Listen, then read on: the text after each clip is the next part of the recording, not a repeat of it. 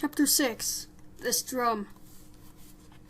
He simply cannot be my son, Lester said. He clutched his whiskers with his front paws and shook his head from side to side in despair. Of course he is your son, said Antoinette. What do you mean he is not your son? This is a ridiculous statement. Why must you always make the ridiculous statements? You, said Lester. This is your fault. The French blood in him has made him crazy. Say more, said Antoinette. Say more? Why must it be I who always takes the blame? If your son is such a disappointment, it is as much your fault as mine. Something must be done, said Lester. He pulled on a whisker so hard that it came loose. He waved the whisker over his head. He pointed it at his wife. He will be the end of us all, he shouted, sitting at the foot of a human king. Unbelievable! Unthinkable! Oh, so dramatic, said Antoinette. She held out one paw and studied her painted nails.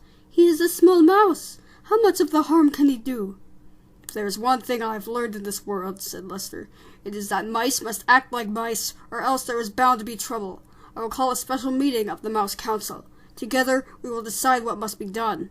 Oh, said Antoinette, you and this Council of the Mouse. It is a waste of the time, in my opinion.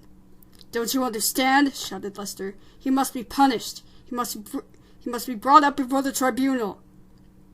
He pushed past her and dug furiously through a pile of paper scraps until he uncovered a thimble with a piece of leather stretched across its open end. Oh, please, said Antoinette. She covered her ears. Not this drum of the Council of the Mouse? Yes, said Lester, the drum. He held it up high above his head, first to the north, then to the south, and then to the east and the west. He lowered it and turned his back to his wife and closed his eyes and took a deep breath and began to beat the drum slowly.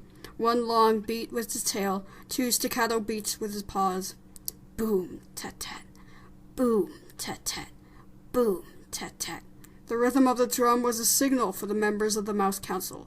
Boom, tat-tat, boom, tat-tat, boom. The beating of the drum let them know that an important decision would have to be made, one that affected the safety and well-being of the entire mouse community. Boom, tat-tat, boom, tat-tat, boom.